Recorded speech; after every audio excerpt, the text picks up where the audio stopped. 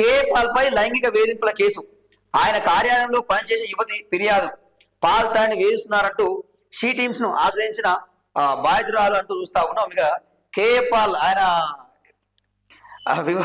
ఎక్కడ ఉన్నా కానీ కేఏపాల్ చూస్తే చాలా గొప్ప వ్యక్తే.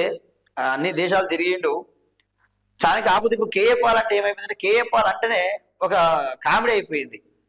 ఓ జబర్దస్త్ లో ఎట్లయితే కామెడీ చేస్తే నవ్వు వస్తుందో, కేఏపాల్ పేరింటే నవ్వు వస్తుంది. ఆయన స్టేట్మెంట్ ఇస్తే నవ్వు వస్తుంది. సో పాపం ఆయన ఏదో జోకర్ అయిపోయిండు. రాజకీయాలకు వచ్చిన తర్వాత ఆయన జోకర్ అయిపోయిండు.